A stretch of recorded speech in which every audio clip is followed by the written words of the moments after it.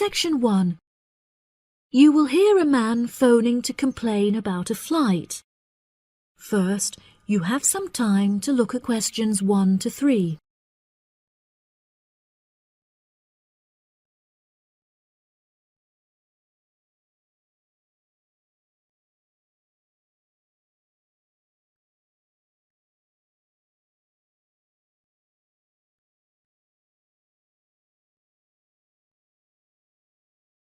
You will see that there is an example that has been done for you. On this occasion only, the conversation relating to this will be played first. Hello, you have reached the complaints department. How can I help you? Yes, hello there. I am phoning to make a complaint regarding a flight that I took with you recently. Okay. There are some details I will need to take from you first. May I have your name, please? Jack Dawson. That's D-A-W-S-O-N. The name of the man is Jack Dawson, so Dawson has been written in the space. Now we shall begin. You should answer the questions as you listen, because you will not hear the recording a second time. Listen carefully and answer questions 1 to 3. Hello, you have reached the complaints department. How can I help you? Yes, hello there. I am phoning to make a complaint regarding a flight that I took with you recently. Okay. There are some details I will need to take from you first. May I have your name, please? Jack Dawson. That's D-A-W-S-O-N. And your address? It's 33 Hillcrest Road. That's Hillcrest. 33 Hillcrest Road. Is that in Exeter? Yes. And what is the postcode of the residence? It's AL698GQ. Thank you. Do you have a telephone number? Yes, the number at my office is 754688. That's good. And may I just take a home phone number for you in case of emergencies? No problem. It's 798662. Are they both local numbers? Yes. Before you hear the rest of the conversation, you have some time to look at questions 4 to 10.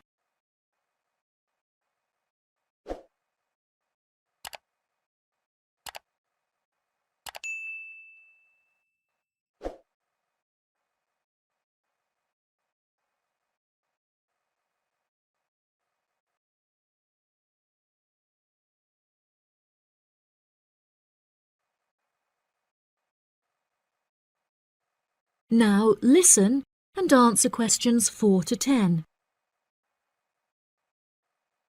Okay, great. Thank you for your patience. Now, what is the nature of your complaint? I'm phoning to complain about a flight I took recently.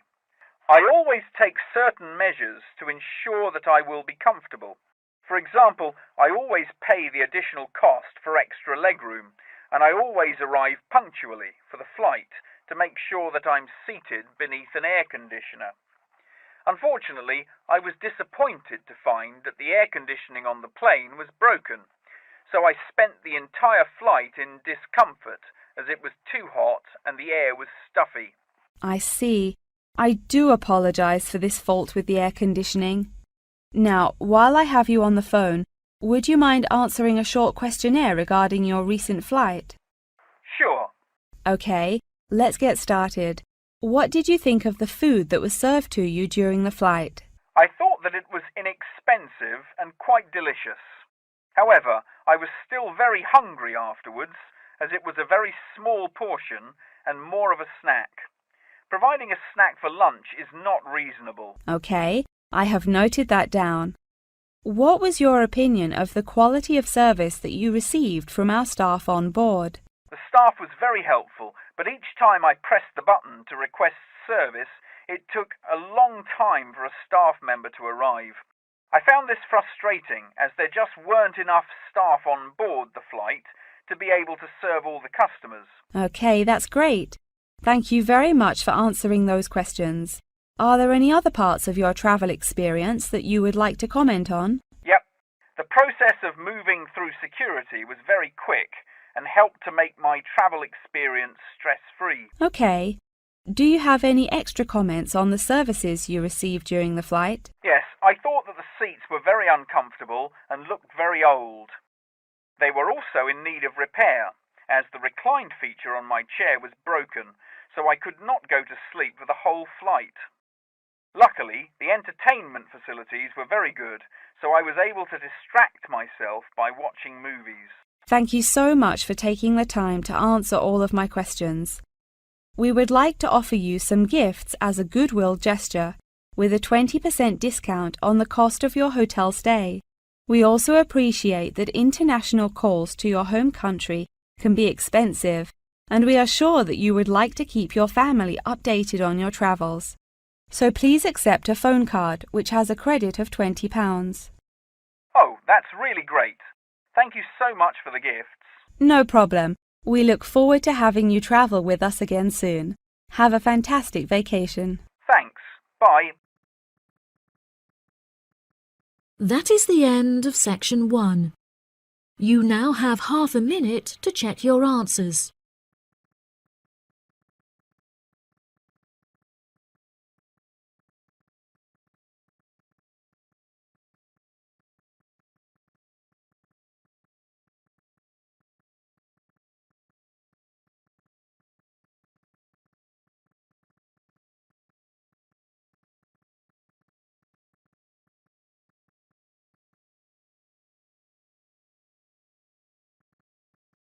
Now turn to section 2.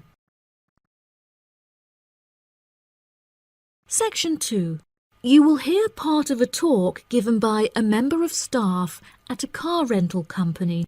First, you have some time to look at questions 11 to 16.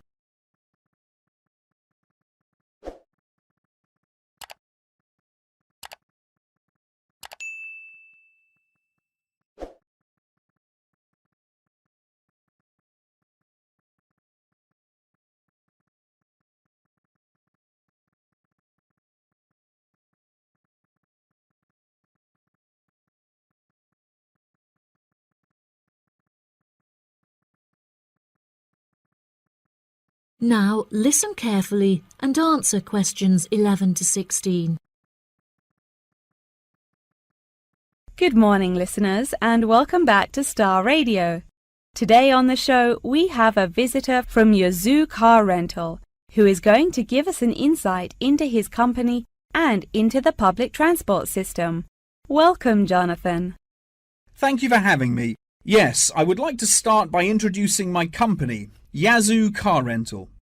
We are the cheapest and most reliable rental company in the city and have won multiple awards for the quality of our services.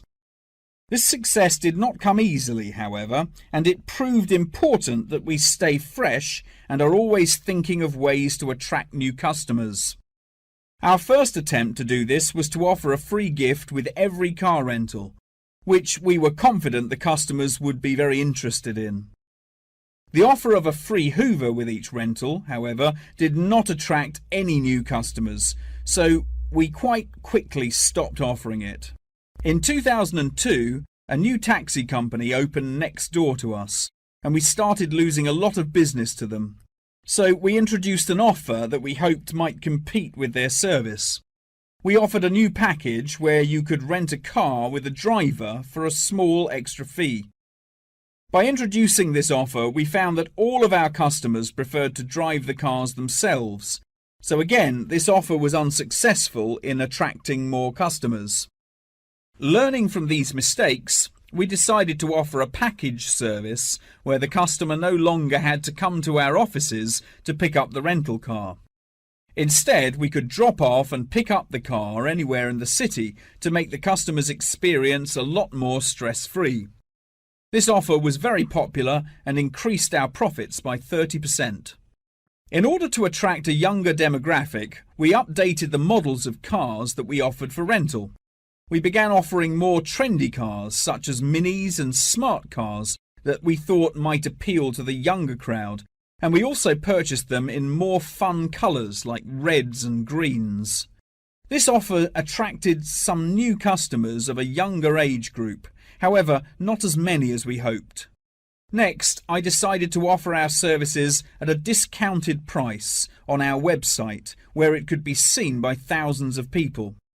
I thought that this could be a great way to attract a number of new customers who would never have heard of us before, and it worked fantastically well. Following the success of the discount offer, we had so many customers that it became necessary to open a new branch of the company in the centre of the city. The cost of renting offices in the city centre was very high, so we hoped that our profits would justify this expensive decision. We made enough profit to keep our city centre offices open, but we had hoped for a greater increase in customer numbers. Before you hear the rest of the talk, you have some time to look at questions 17 to 20.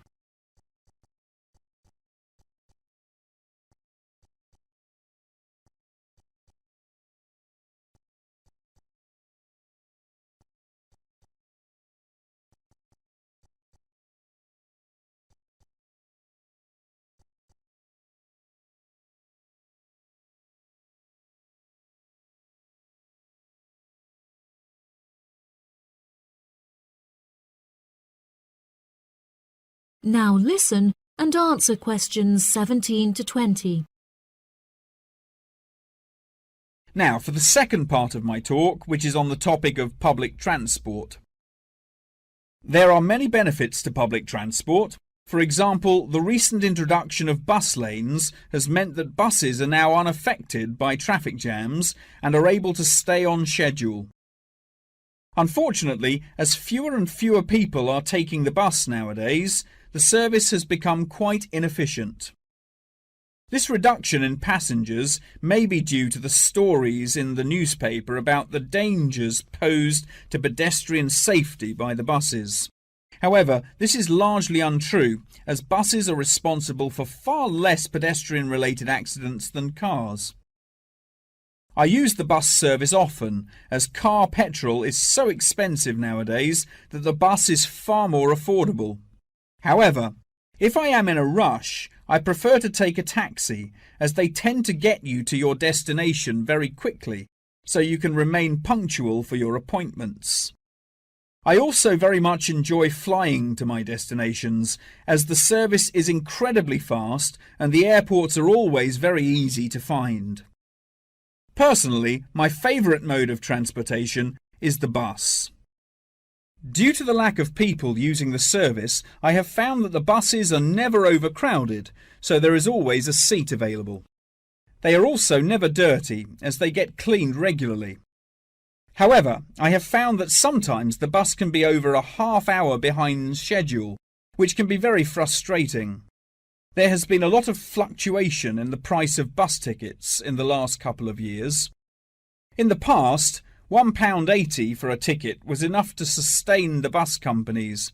However, as the price of fuel increased, so did the ticket prices. Now the ticket prices are declining as the bus companies try to encourage more people to use their service again. Well, that's all from me today. Thank you for listening. That is the end of section 2. You now have half a minute to check your answers.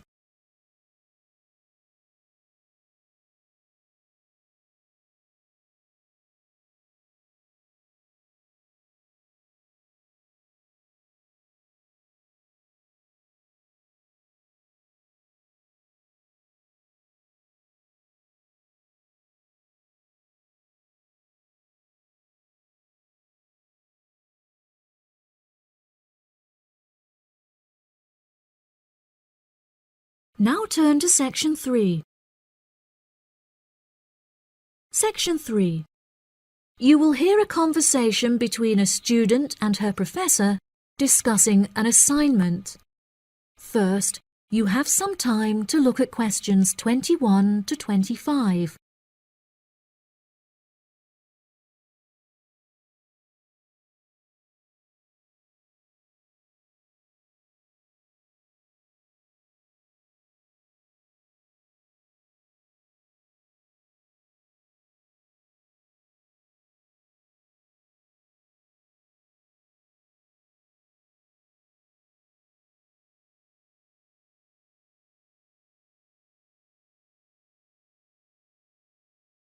Now listen carefully and answer questions 21 to 25. Excuse me, Dr. Thompson. May I speak to you for a minute? Of course. Please come in. I'm Alexandra Jones. I'm studying business here at the university, and for my assignment I have to carry out a survey of people who own their own organizations. I heard that you are the founder of your own company, and I was wondering if I could ask you some questions about it. Yes, of course. Please fire away. Okay, great. We'll get started. Did you encounter any problems whilst you were starting your company? Actually, it was not as hard as I anticipated. I started out with very clear objectives, so I knew exactly what I wanted my corporate identity to be. It was very difficult to find the correct premises, as the property market in London is so competitive, but eventually I found the perfect site. The hardest part was structuring the business, as I had no formal template, so I had to create it myself. Yes, that is very impressive. Was it difficult dealing with staff? It's always tricky trying to satisfy a group of people with varying interests. However, I didn't encounter many problems.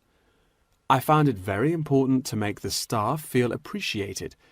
So I hosted a staff day where we could all introduce ourselves and get to know each other as individuals. I was also able to talk to them about the type of work that they would be doing and gave them the opportunity to share with me the issues they had with the allocation of the work. Okay. Did you hire a management team or did you take on the role of the manager? Oh no, I already had enough tasks to take care of. I employed someone else to take on the role of the manager. However, he never consulted me before making decisions, so I was forced to let him go and hire someone else. And what did the other staff think of the new manager? They had a great deal of respect for him. It definitely helped that I consulted with them before hiring him. They were surprised that he has been so successful in his role at the company, despite the longer meeting hours. Since the company opened, has it had any great achievements? There are many aspects of the company that I am pleased with. However, there is one achievement of which I am particularly proud. I wanted a mural painted to brighten up our entrance area, so I decided it would be a great idea to invite the local primary school to create one for us. The youngsters had a great time, and I know they were thrilled to be included. Oh, that's lovely. Before you hear the rest of the conversation, you have some time to look at questions 26 to 30.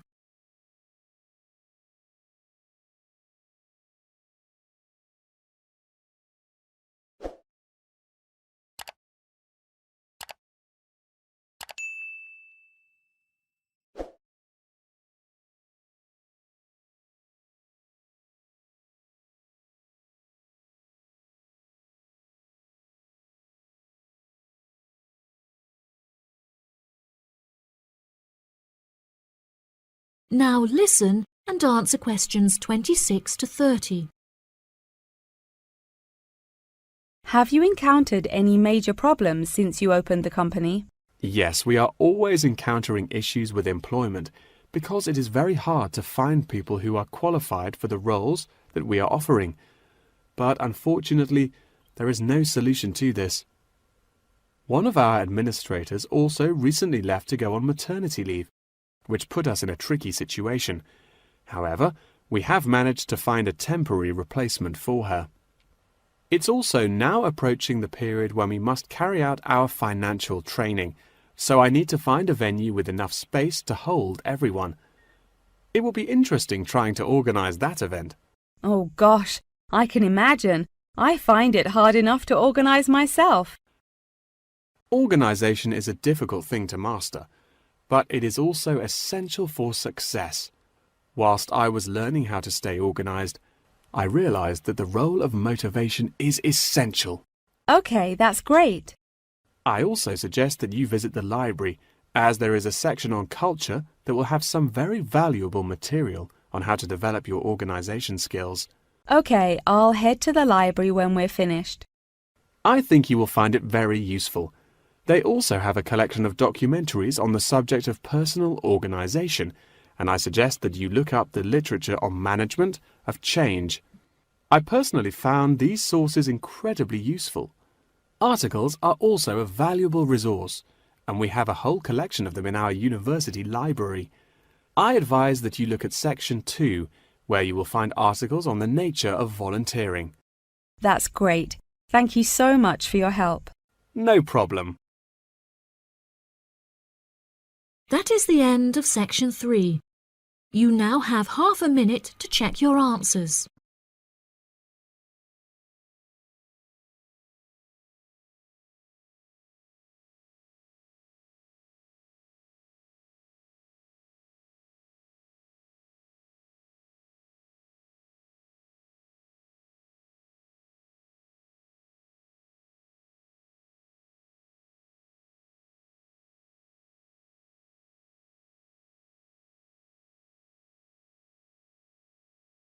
Now turn to Section 4. Section 4. You will hear a conversation about astronomy. First, you have some time to look at questions 31 to 40.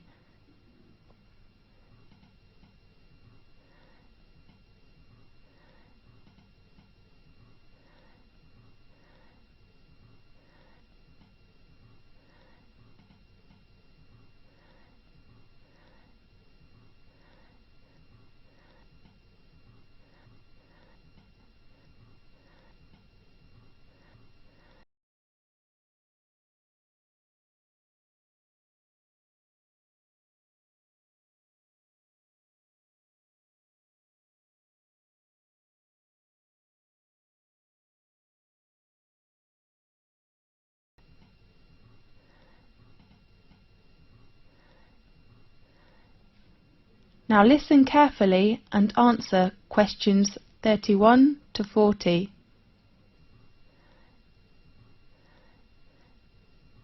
This is Magic Time from the BBC. I am Faith. In today's programme we invite a Professor of Astronomy. Welcome, Lewis. Thanks a lot, Faith. What magic information will you introduce to us? We all know the Leonidas in August are coming, so today let's talk about meteors. Good topic. At one time or another, almost everyone has glimpsed a swift little streak of light dashing across the night sky. Nearly everyone makes wishes when they see them and blame both good and bad luck on their presence.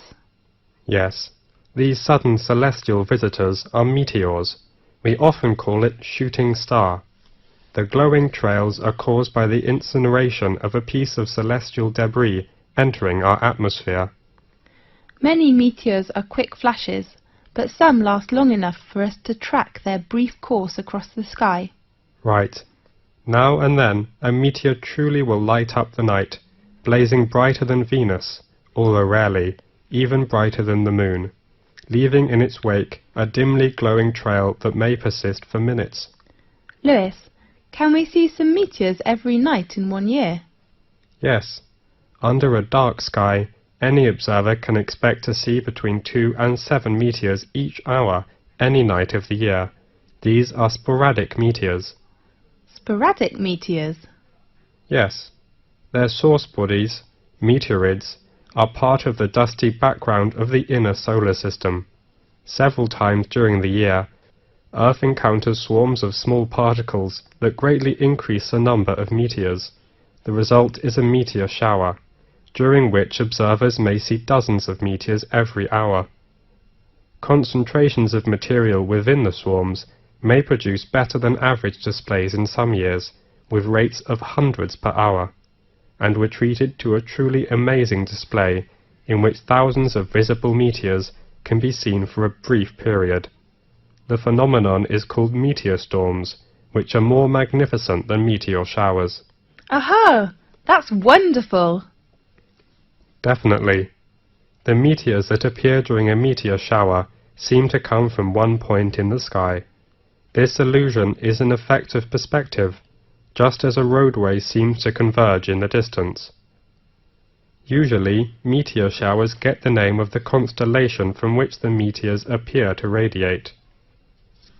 Such as during the Perseid shower in August, meteors seem to streak from a point in the constellation Perseus. When is the biggest meteor storm? According to records, in 1833, a storm of 60,000 meteors an hour shocked the world. 60,000? That's unbelievable! By the 1860s, scientists had known that many meteor showers were annual, including the normally placid Leonids, which produced the big storm, and that they were somehow related to comets. Really?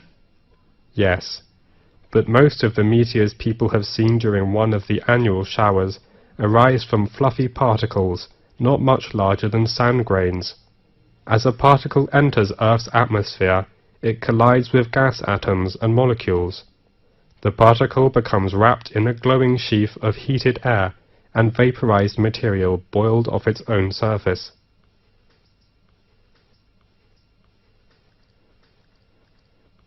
Whether meteor is very near to us when it appears? No, in fact, it is an illusion. However, even well-trained professionals can be fooled, such as airline pilots have swerved to avoid meteors that were actually 160 kilometers away. A meteor that appears brighter than any of the stars and planets is a fireball. Fireball? That's so interesting. Yeah. Most meteors are seen 80 to 120 kilometers above the ground. Sometimes someone will claim to see a fireball land on a hilltop. But in fact, a real fireball first appears at a height of about 125 kilometers and loses its brightness while still at least 20 kilometers above the ground. Yes. What colours do meteors have? Usually, most meteors look white, but some also appear blue, green, yellow, orange, or even red. What will happen if a meteoroid gets to the surface of the Earth without being completely vaporized? It will be a meteorite. I heard meteorites were long ago thought to be cast down as gifts from angels. Yes, and others thought the gods were displaying their anger. Really? As late as the 17th century, many believed they fell from thunderstorms. They were nicknamed thunderstones. Many scientists didn't believe the accounts of people who claimed to have seen meteors, and some experts were skeptical that stones could fall from the clouds or the heaven. Yes. One of the most significant meteorite events in recent history destroyed hundreds of square miles of forest in Siberia on June the 30th, 1908. According to local witnesses, a ball of fire streaked through the sky and seemed to enter the atmosphere at an oblique angle. It exploded, sending out hot winds and loud noises, and shaking the ground enough to break windows in nearby villages. Small particles blown into the atmosphere lit the night sky for several days. So, nowadays, the prevailing theory holds that a meteor exploded just above the surface. Yes. Most impact craters and basins larger than the meteor crater are heavily worn away, or have been buried by rocks and dirt as the Earth's surface changed. At present, Chicxulub Basin, centered in Mexico's Yucatan Peninsula, is the largest one. The diameter of basin is around 300 kilometers. Rock samples obtained by drilling into the basin show that an asteroid struck the Earth there about 65 million years ago. Does that the same period with the dinosaurs disappeared? That's right. Many scientists believe this debris caused climate changes which made the dinosaurs not survive. We do really hope that will never happen again. Right. OK, thanks for watching today's programme. See you next week. This is the end of section 4. You now have half a minute to check your answers.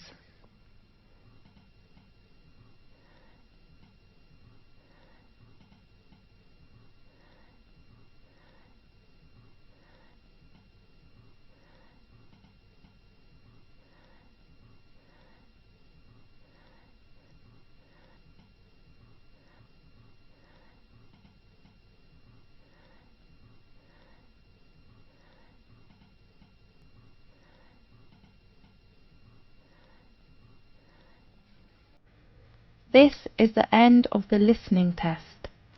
You now have 10 minutes to transfer your answers to the listening answer sheet.